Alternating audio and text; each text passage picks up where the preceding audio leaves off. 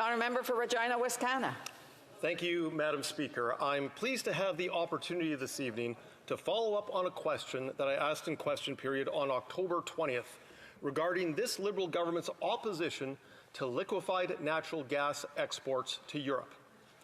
For context, shortly after Vladimir Putin's illegal invasion of Ukraine in February of 2022, the leaders of Western European countries started to take steps to end their dependence on oil and gas imports from Russia. This makes a great deal of sense because buying oil and gas from Russia means funding Vladimir Putin's war machine against Ukraine. So what exactly did the leaders of Europe do? Well, in August of last year, German Chancellor Olaf Scholz visited Canada looking to buy more oil and gas from this country. Unfortunately, this Prime Minister told him that there has never been a strong business case for Canadian oil and gas exports to Europe. So what did the German Chancellor do next? He flew to the Middle East to see if the dictators of the United Arab Emirates and Qatar felt that there was a strong business case for oil and gas exports to Europe. Those Middle Eastern dictators were happy to sign a multi-year memorandum of understanding that will guarantee steady oil and gas exports to Germany for years to come. But the story doesn't end there. Last month, France, the Netherlands, and Italy all signed separate agreements to import LNG from Qatar for the next 27 years. And so that raises a question. Why isn't Canada exporting LNG to Europe? Well, according to a report released by the Fraser Institute shortly after Vladimir Putin's invasion of Ukraine last year, quote, unfortunately, despite being the world's 5th largest producer of natural gas, Canada has missed the opportunity to expand our supply of LNG to overseas markets due to a lack of export infrastructure, largely due to regulatory barriers and environmental activism, unquote. In fact, Canada does not have a single operational LNG export facility, and only one is under construction. That's the Coastal GasLink project in British Columbia.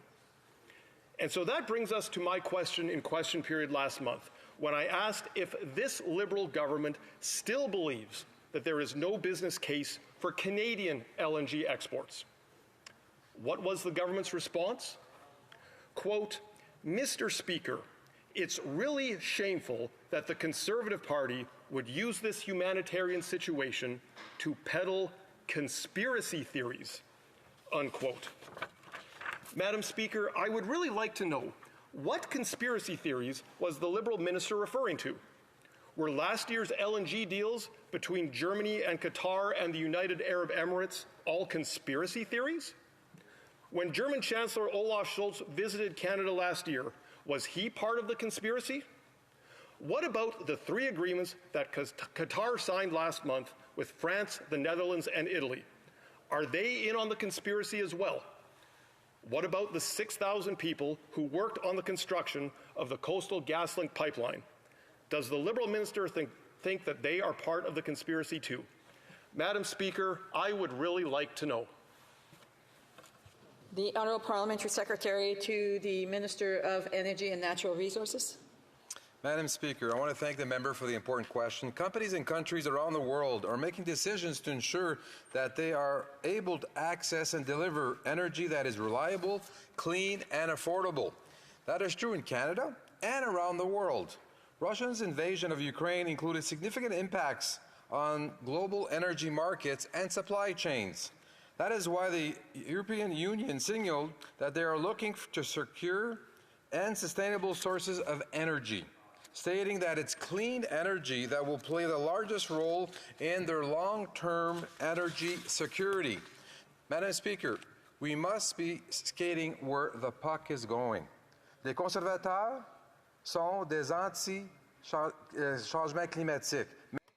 Conservatives are climate change deniers, but they need to at least recognize that our allies and partners in Europe are not climate change deniers. We know that energy security and climate action go hand in hand. We need to support Canadian projects to give energy to our allies. And when it comes to these projects, I can confirm to members across the way that our government has a much better track record than the Conservatives on all fronts. We've approved, as the member mentioned, Cedar Project in BC, led by Isla Nation, which a small-scale floating facility and marine export terminal. And beyond LNG, there are many increasing important resources of low-carbon fuel that we're working actively on.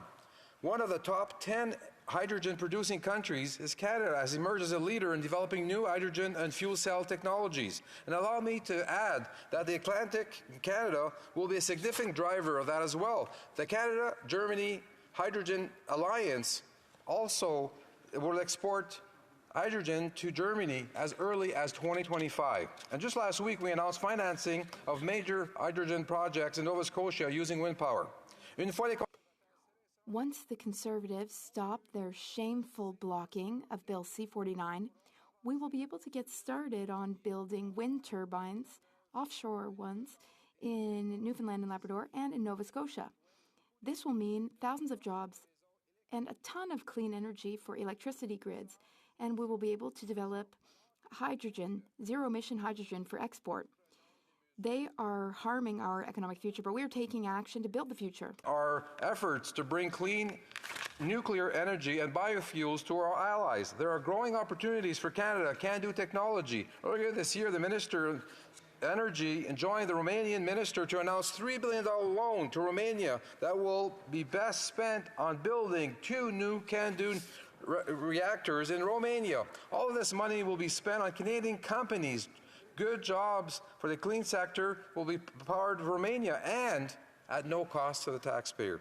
This will help Romania to phase out coal and provide clean power to countries that are looking to move away from Russia. On biofuels, we continue to invest this year in Canadian innovation to support our allies' energy needs. In May, we announced $86 million to save and retool the Come By Chance refinery in Newfoundland and Labrador, so that the former oil refinery can lead the region in sustainable biofuel production. Canada will continue to be a reliable and steady global supplier of clean energy. Thank you, Madam Speaker. The honourable member for Regina Wascana. Madam Speaker, in the Liberal minister's original response last month, he said, quote, "It's really shameful that the Conservative Party would use this humanitarian situation to peddle conspiracy theories," unquote. I find the use of the word shameful to be very interesting. What exactly is it that the Liberals find to be shameful?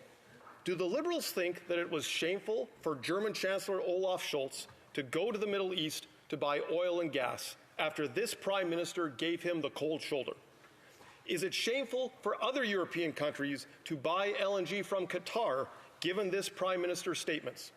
And do the Liberals think that the 6,000 people who worked on the Coastal GasLink LNG project should be ashamed for providing clean, ethical Canadian energy to the world? L'honorable député. The honourable member, the honourable parliamentary secretary. Ironic to hear the Conservatives pretend to care about Canada's economic future when their campaign on climate denialism has prevented them from supporting even the most popular economic opportunities. The Conservatives are currently using shameful tactics in the Natural Resources Committee to hold back C-49. C-49 plays a key role in allowing for the development of offshore wind power, a key component for hydrogen and clean electricity. This is critical for improving global energy security and growing the number of good-paying jobs available across all Atlantic provinces. Nous avons déjà conclu un accord. We have already reached deals with Germany and the European Union for hydrogen export. The 2 provincial premiers support this legislation, and industry also asked us to take these steps. The only obstacle here is the Conservative Party of Canada and its shameful campaign against all forms of climate action. Madam Speaker, while the Conservatives... Apologies. The time has run out. It's only 1 minute for the reply.